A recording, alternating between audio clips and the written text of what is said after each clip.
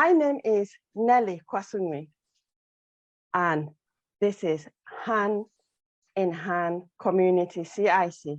Our program is Families Grow Together. Today we have Aqua, who will be talking to us about the importance of early intervention for language delays. So over to you, Aqua. Thank you, Nelly. Welcome, everybody. As Nelly said, this is our 6th show, Families Grow Together show. And yes, today I have the privilege of presenting to you the importance of early intervention in language delay. So I'm just going to put on share my screen so that you can see what we are going to be talking about. Welcome everybody to this show, and we are going to look at the importance of language early intervention in language delay. And please put comments in the comment box, ask questions, and we will look at them at the end of the show. Right. So my name is Akwanwi Mfanyam, Chair.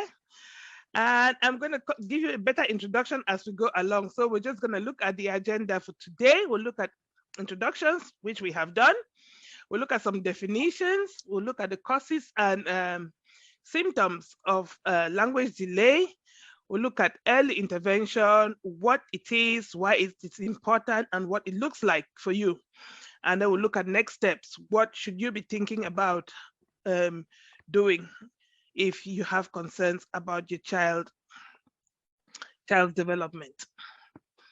Right, without further ado, let's dive in. So, what is language delay? Language delay is a type of communication disorder, and your child may be delayed if they do not meet their developmental milestones. So we're going to look at this when we're talking about the signs and symptoms, but children develop in a chronological way, in a chronological manner, and there's certain things that they're supposed to be doing at different ages. That includes learning how to talk. And as such, if they're not developing as they should, then we have to raise concerns and seek help. So the language abilities may be developing at a slower rate than their peers or children of the same age, or they may have trouble expressing themselves or understanding others. So the language delay may involve a combination of hearing impairment, speech, or cognitive impairments. And it can be either receptive, expressive, or a combination of both. Receptive means that they struggle with understanding. So when they perceive a sound or they perceive language, they struggle to understand. Expressive means that they struggle to speak or they're not yet talking at the age where they should be talking. Or it can be a combination of the two. Expressive, that means that they cannot understand or follow instructions, and receptive, that means that they cannot understand or follow instructions, and expressive means that they're delayed in their talking. So it can be a combination of both. Now, sorry. No, go back. Oh, forget about this type. It's a typo update. It's supposed to be the causes of language delay. So what are the causes of language delay? Could be an oral impairment. So oral impairment in the sense that the mechanisms in your mouth, your throat, make it impossible difficult for you to communicate. So children with cleft lips or palate or tongue tie, these are mechanical issues that can stop a child or delay their talking. So because sound is made when air vibrates through your larynx and out. And if there's a space, like with children with cleft lips and palates, air just passes through, and as such, it's not vibrating through the mouth as it should. And if a child has tongue tie, their tongue doesn't move as it should in their mouth to produce the different sounds that they're supposed to be making when they're speaking. So these are some of the some mechanical issues that can stop a child from talking. So it may not be a cognitive thing. It may not be that they do not understand. They may be able to, or they may be able to speak, but because of the way the mechanics of the mouth is formed, they struggle to make talk. Next thing is hearing impairment. Hearing impairment means that they are hard of hearing, or they may be hearing but not as good as, their hearing may not be as good as they should be. And as such, if a child is not hearing and you speak to them, they won't be able to respond because they've not perceived a sound. As we learned in the past few weeks when we're talking about communication, we define communication as the exchange of information from a sender to a receiver. And if the sender sends a message and the receiver is not able to perceive it, then they will not be able to respond, and as such, communication will not be able to flow. And so, if a child is hard of hearing, if they cannot perceive the stimuli of sound, then, or the stimulus of sound, then they will not be able to respond. And as such, when a child is delayed in the language, one of the first things that we do is refer to audiology for their hearing to be checked. Now, every child has a hearing check when they're born, as newborn hearing test, but if they're delayed as they're developing, then we do another hearing check. It could be premature birth. Now, if we all know that a baby is 9 months in the womb, sometimes babies are born at 24 weeks gestation. We know that they can start perceiving sound at 24 weeks, but some are born early, and as such, the brain is not fully developed to the way it should be. And as such, cognitively, they will not be able to perform as they should. And as such, when we're doing assessments as well, we usually take into consideration how early the baby was born. So if they were born 6 weeks early, we put the development back 6 weeks, 8 weeks, and accordingly. So if children are born prematurely, it may affect their brain because their brain is not fully developed, and as such, may delay some aspect of their development, not only language development, but it could be physical, it could be emotional, it could be anything. So that is something that we take into consideration when we're doing assessments. Another thing is intellectual disability. Now, it is not something that we can do anything about. Sometimes people are born with intellectual disabilities that they cannot help. And so, for example, cerebral palsy or any other cognitive type of disability, that is something that sometimes is difficult to understand the origin of. So these things also can affect children's language and communication development. A big one as well is psychosocial issues, like in the environment. So neglect, abuse, and things like that can stop children from talking. They may have all the mechanisms, or the mouth may be fine, everything else is fine, cognitively they are fine. But because of the environment in which they grow in, maybe they're not spoken to, or maybe they are shut down by, giving them a phone just to keep them quiet so that you can do whatever you want to do. Or if they come to you for interaction and you shoo them away because you're busy, or whatever the reasons why we do not talk to children, or parents may be using drugs and alcohol and as such are incapable of parenting the way they should, then these things affect their children's learning and development, including communication. Another aspect of another cause of delay is autism.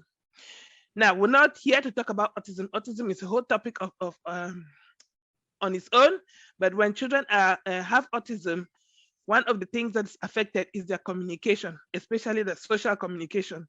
So that is something that people need to think about. So we'll now look at the symptoms of language delay. So some of the common symptoms of language delay include children not babbling by 15 months. Now, like I said earlier, children are meant develop at a certain pace, at a certain rate. Now, they can differ in the way in the rate of development. Some children may be faster than others, but there are certain things that they should be doing at certain ages. So that includes talking. So if a child is not babbling by 15 months, because children, the babies start babbling, they start cooing, and when they're babies, they cry, they communicate by crying, and they babble by the age of 6 months and laughing, and they're responding to you when you interact with them. And if by 15 months they're not babbling or they're not saying any single words at all, then we should be concerned. If they're not talking by the age of 2 or putting 2 words together, then we should be concerned. If they're not able to speak in short sentences by the age of 3, they may be talking, but not using sentences, or they're not talking as much as they should. So a child may be using single words at the age of 3, and parents may say, oh, they're talking, but they do not know that they are delayed, because at 3, they should be making sentences. They should be putting 3 to 4 words together in a sentence.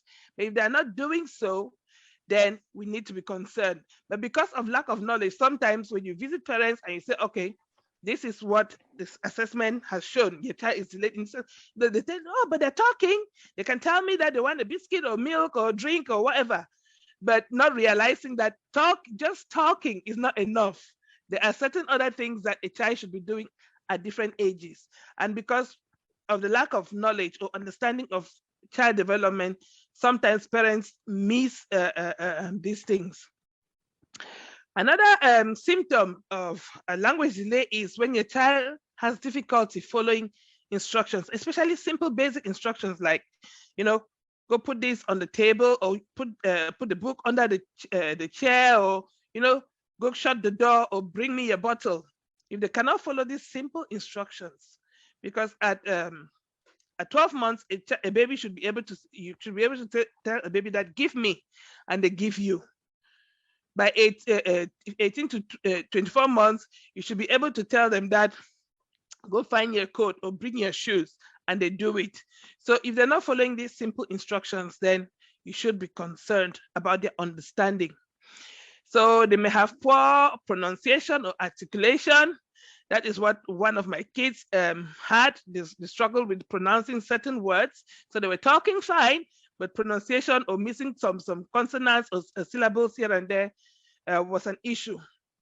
They may have difficulty putting words together in a sentence. We talked about that by the age of 3, or they may be leaving some words out, or some consonants or syllables in certain words. So they may start a word, and instead of saying the whole word, they may shorten it because it's easier. So for example, a child will say nana instead of banana, because saying banana is quite long, and saying the b sound at the beginning may be difficult for them.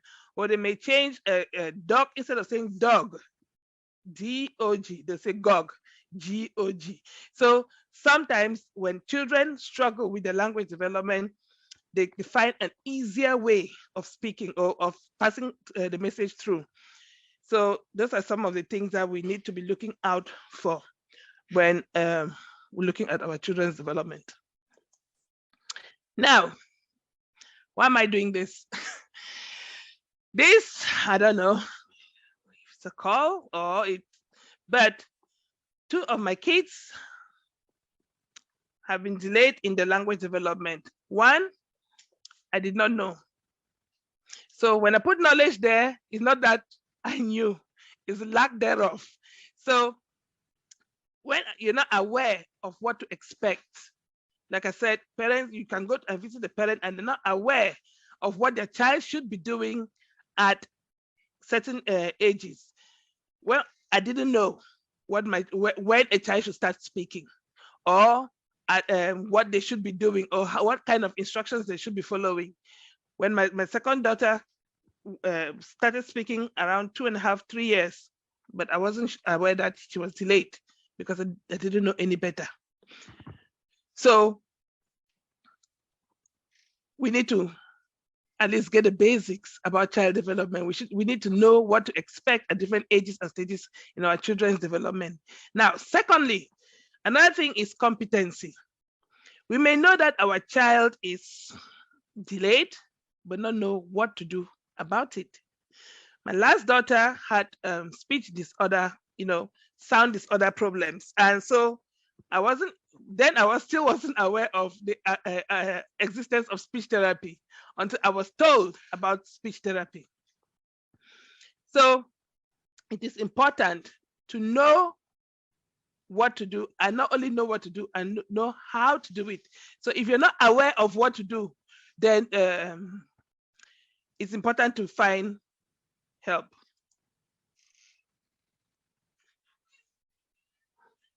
So next thing we're going to look at is, so that's all about my story for now. You can ask questions later about what we did and how we did it. The most important thing that I wanted to talk about today is early intervention and why it is important. First of all, what is early intervention?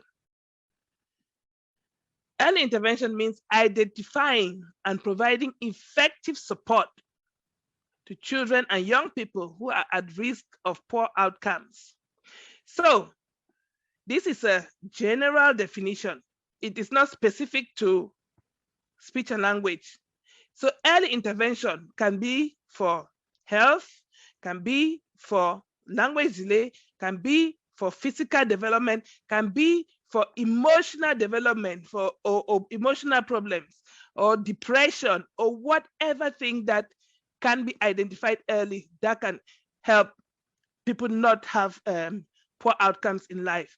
So early intervention means identifying and providing effective support to support children, because we're talking about children here, children and young people who are at risk of poor outcomes, because what we want is for our children to have the best opportunities, to have the best life chances, so that they grow and become responsible citizens. And if there are any issues that could possibly make them to have poor outcomes, we have a duty to try and remove these barriers, and that includes language delay.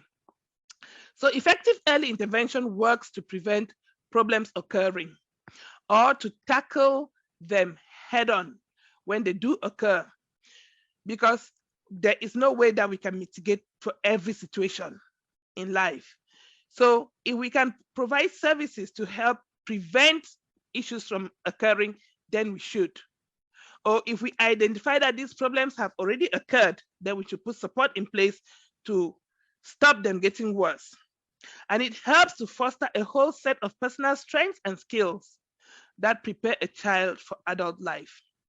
So removing this barrier that is language delay will help the children in their studies, because if a child cannot communicate, if the child cannot understand, they will struggle throughout their schooling life, because communication is at the center of all learning and development. If a child cannot communicate, if the child cannot understand, they will not be able to read, they will not be able to solve maths problems, they will not be able to make friends. So it is important that the barrier that is speech and language delay be removed so that children can communicate better. So early intervention can take different forms, and it can be from home visiting programs to support vulnerable parents or children, to school-based programs to provide to improve children's social and emotional skills, as well as their learning and development. So early intervention doesn't have a specific place to take or environment or a specific location. So we go where the need is. So if a parent is unable to come to us, we try our best to reach out to the parents. And that goes for parents and children alike. So we can go into schools and nurseries and community buildings. We try our best to remove all the barriers that could prevent people accessing support. So it's important that we look at that. So why is early intervention important? So early intervention is likely to be more effective when it is provided earlier in life rather than late. Now, like we said, the earlier the support is put in place, the faster the better the outcomes. The connections of babies' brains are most adaptable in the first few years of life. So when babies are born, they're born with, usually say, half a brain, in the sense that the physical structure is there, but the connections, the neurological connections, are not yet fully formed. And as such, when the brain is stimulated in an area, that is when the neurons and the synapses are built and connections are made. So when these connections, also called neural circuits, which are the foundations for learning, behavior, and health, are made, then the stronger the ability of the child to develop in that area. So over time, the connections become harder and more difficult to change. So in the first few years of life, it's important that services are put in place to help build these connections in the baby's brain. So when children are born, when babies are born, when we play with them, when you give them cuddles, you look after them, when they're crying and you pick them up, you're developing that emotional connection with that baby. You're making them feel secure. They know that if I cry, mommy is gonna, or daddy is gonna come and pick me up, and they're gonna change me if I'm wet. They're gonna feed me if I'm hungry. They're gonna cuddle me just for the love of it. Give me kisses, smile at me, talk to me. So the more we interact with the baby, the more these connections are formed. And the same as the more we talk to the baby, the more the language center of the brain is stimulated and these connections are made. So it's important for us to interact with our babies, to provide opportunities for them to learn and develop. We can talk about that later if you have any questions about providing opportunities. Excuse me. So the second reason why it is important is because early intervention works. Early intervention services can change children's lives, can change their developmental path, can improve their outcomes, and even the outcomes of the whole family and even communities. Why not? As hand in hand, our vision is to build a safer community. Now, if a child is delayed in an aspect of their development, research has shown that children who engage in antisocial behavior as teenagers are more likely to have been delayed in their communication. And when they're delayed in their communication, it's difficult to make friends, because when children are interacting, they want to talk, they want to share things. And if a child is not able to communicate, the other children just move off and go to the other people who are able to communicate. So it's important that we provide early intervention services to prevent, to help our communities grow and become safer in that aspect. So it helps, when you help your child, you help your family. Now, we are a family-based organization, and this is something that is dear to our hearts, because we know that the family is in short, is the pillar of any society. So when when one person in the family is struggling, the whole family struggles. So families benefit from early intervention by being able to better meet their children's needs from an early age and throughout their lives. So if we put support in place, we may come into the home to work with that child one-to-one, but our work is not going to only be geared at that child, because the information that we share helps the parent. It may help the other children who are in the home. They may join in the activity and as such build stronger emotional bonds as they play and develop together. So when one person is struggling, everybody struggles. And when one person is helped, the whole family benefits. So let us think about it in the whole family approach. It is not isolated as when one person is, we should not isolate the person who has an issue in the family, because that person's issue affects everybody else. If a child is delayed, mom or dad has to leave work if they're working to go to appointments. They have to attend classes. They have to implement the strategies that have been given. So it affects everybody. And older siblings maybe are drawn into the activities as well. So let us look at the whole picture of the family and not just that one child or one parent or one teenager who is struggling. We look at everybody else. So what does early intervention look like for you? So it looks like assessments. That's the first thing we do. If we're concerned about a child's learning and development, what we need to do is get them assessed. Secondly, we can attend group sessions, or we can have one-to-one interventions at home or in the children's centers or wherever in the community buildings, or you can have speech therapy. So it depends on the level where you're at. If you're at the very beginning, we need to get them assessed to know exactly what the issue is, whether it's understanding or is expressive, and then put the right support in place.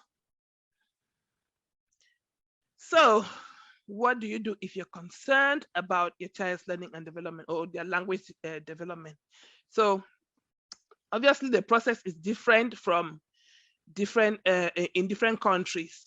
And because we're not talking only to the people in England, we're talking to people all over the world, people in Cameroon, people in the United States, people in Europe, whoever will listen to this at another time. So the process is different in different countries. Where we are right now, England, your first port of call should be your health visitor. And if you do not know who your health visitor is, speak to your GP or go to your closest children's center. Because every child under 5 has a health visitor. And as such, they are the ones who are the first port of call. If you're concerned about your child's learning and development or their speech and language development, call your health visitor. They'll do an assessment, and then they'll signpost you to the different early intervention services in your area. Or if they see that your child needs their case is very difficult, then they'll signpost directly to they'll refer directly to the speech and language therapists. But speak to your health visitor. And the earlier you get an assessment done, the earlier support can be put in place. It is, if any parent who's listening now can testify to this, the waiting list to access speech and language support is very long. It can be up to 18 months or even 2 years, depending on where you are in the country and depending on the services available. So the earlier you put your name down on the list or get the assessment done, the better. Then your child will be on the waiting list. And hopefully by the time they reach you, they may have improved or advanced and you may not need the services again. Then you say, no, okay, then that's fine. But if you delay getting the assessment and 18 months down the line, you see that your child still needs the support, and then you go to your health visitor, then you've lost 18 months of time when you should have been having that support in place. So it's important to get our children assessed. So if you're concerned, speak to your health visitor. Now, questions that you need to think about. What is your current situation? Do you look after a child, or do you have a child who is delayed in their communication, in their language development? And if so, are you receiving any support? What would you like to happen in the next year? What are your goals? What do you want to see happen for your child? And why is that important? Because sometimes we may want to just do something because it's fun to do, because people have said that we should do it. But you need to know why you are doing anything that you're doing, including accessing support for your child. So what are your needs? If you know that your child is delayed, what do you need in order to be able to support them? What are the skills that you need to develop? What are the services that you need to access to enable you achieve the goals that you want for your child? So these are some of the things that we need to be thinking about. So thank you for listening.